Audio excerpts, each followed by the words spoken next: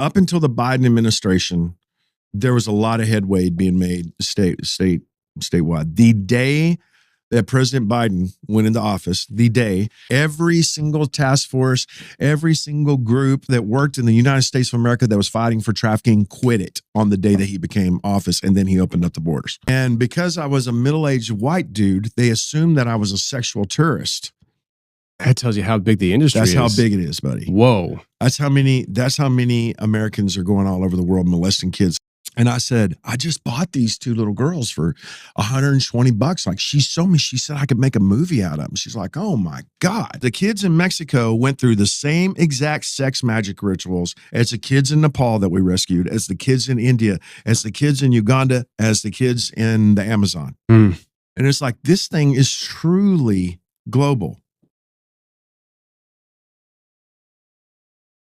I was in Costa Rica. We were feeding all these people. This woman walks up to me with these two little Nicaraguan refugee children. They're around 10. They're little bitty beanpos. They're dark, beautiful little girls with big black eyes. And this lady said, would you like to buy these two little girls? And I said, what? She goes, you can rent them for a day, but if I was you, I would just buy them and I would make movies. And man, when she said that, I looked at these little girls and I looked back at her, and I mean, they're just hobbits. You know, they're little kids.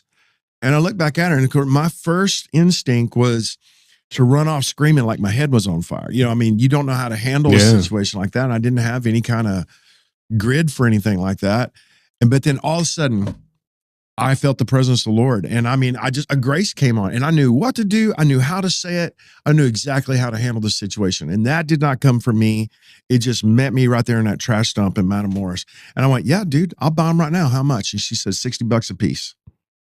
And I reached in my back pocket, and I had like 80 something dollars. And turned to the guy next to me and said, hey, give me some more money. Give me some.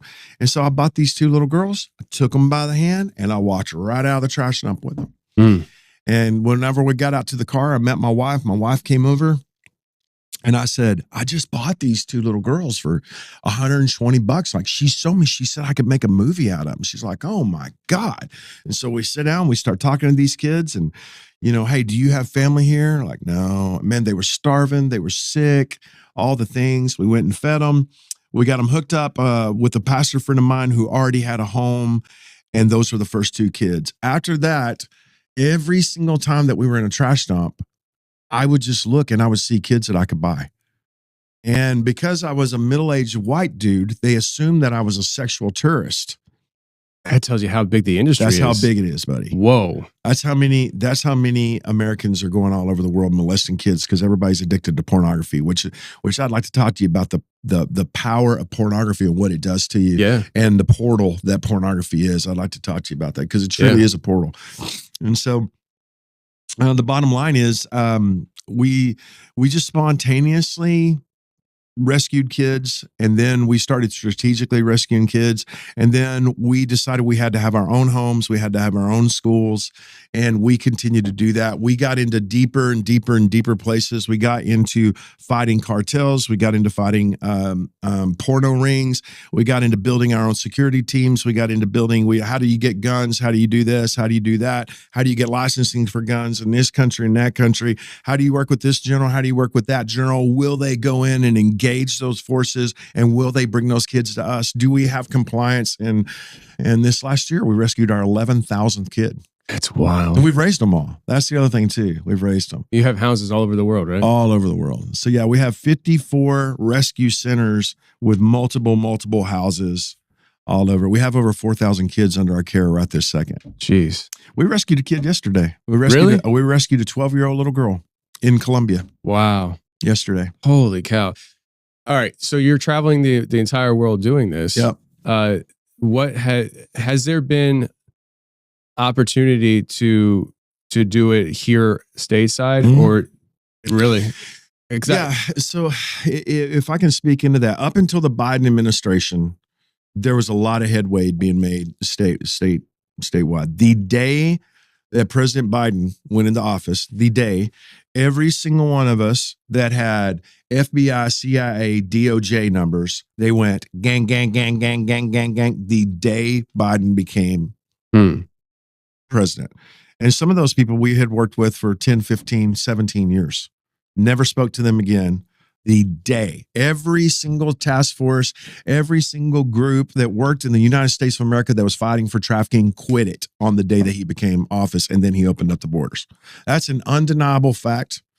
You can read into that whatever you want to read into it, but that is the reality of what happened.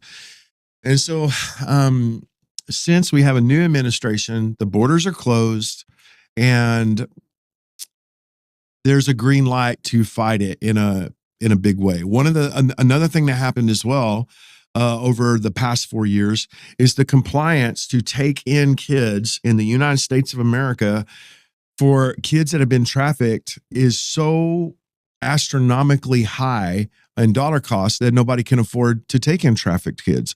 So it's like, okay, well, what do you need? Okay, well, you're going to have to pay for a full-time, you got to pay for all this lawyer team. You got to pay for all this psychologist team. You got to pay for this, got to pay for that. How much is that? Oh, it's about $280,000 a child a year. That's impossible. It's impossible.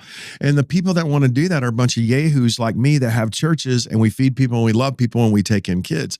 So they literally priced us out. It's a lot like the whole racket on adoption of kids. You know, hey, you want to adopt a baby in China? Okay, that we stole from Christians. This one is really healthy. Okay, that's going to be $60,000 to $80,000 after you go. It's just a racket. It's trafficking in and of itself. Legal trafficking. It's legal trafficking. It Wow. is. And so the compliance on this side has been terrible. Another thing that happened is if you went after kids and if you pointed out the structure of what was taking place, okay, this kid came across the border and this child was here. And while this child was here, they were checked in by our border patrol. She had a little tag on her that said, send me to 1313 Mockingbird Lane in Aurora, Colorado. And my daddy's name is Bill. Then you call up Bill on that phone number. Bill, I got your kid here. Oh yeah, that's my kid. Okay, well, we'll send them to you. Then we literally escorted that child to that trafficker. We paid for the entire 9 yards. We turned them over. We never vetted Bill. Never. One single time said, thanks for bringing my kid. And then boom, off they went. And they murdered that child, or they sexualized that child, or they sold that child, or something horrible. And we're missing over 300,000 children from right here in the United States of America that was under the control and the care of our government. And that's just over 4 years. That's not counting the 8 million children a year, 8 million that disappear. That's not the kids that are in the system. There's 8 million children disappear. What is that? All over the world. And I can tell you this, and this is what took me down the rabbit hole of all things blurry and scary and weird and all that kind of stuff.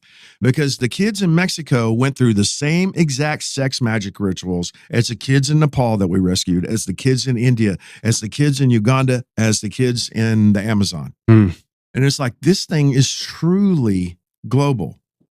Truly. It is next level global. And it requires the blood of children for this next level Luciferian, globalistic. It requires Nephilim sex magic.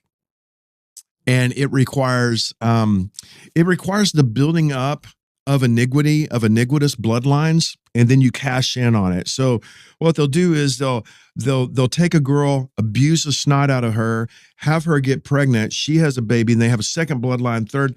At about the fourth generation, if they perform Nephilim sex magic and blood ritual abuse on that fourth generation, it's a sorcerous, powerful thing to them. And, I didn't know anything about any of that. Yeah. I didn't know. I mean, dude, again, I'm from Joshua, Texas, and I'm just a guy that, hey, we have an opportunity to rescue kids, and we got an opportunity to do this. We got an opportunity to do that. And we started doing that, and we just started seeing it's the same thing. It's the same thing. It's like when we started coming across South Africans with the first name L. E-L, really? All over the world. And it's like, if you come across a child or a young woman or a young man that, like, what are you doing in Uganda? Why are you here? Well, somebody brought me here. I had to escape something. And their first name is L. El Sion. Can you think of any famous South Africans that their first name begins with EL? Like Elon? Oh, shoot. Yeah. Yeah, that is all. I didn't even think about that. It's EL. So it's like on Stranger Things. What's that chick's name? 11. Yeah, exactly right. And everybody calls her L, Yeah. right? Yeah. Okay. Okay. Now we're That's- cooking. Now Like- this whole thing is so real, and I've seen it all over the world. And I had nobody to talk to. Everybody's just like, "What am I going to do? I mean, who am I going to go talk to about this, that?" And then all of a sudden, it's kind of like, man, you're tracking through the jungle, and you got a machete, and then all of a sudden you come into a clearing, and boom, there's all these other people there, and you find your tribe, right? Mhm. And so that's an important breakthrough whenever you start to do that. It's the sinew forming on the mighty army. Can these dry bones live? The first thing that formed was the sinew. It was the connective pieces. It wasn't the heart. It wasn't a brain. It wasn't guts. It was sinews was the first one. That when you start to connect within the body, no matter how weird that is, it's when you start to raise up an army. Yes.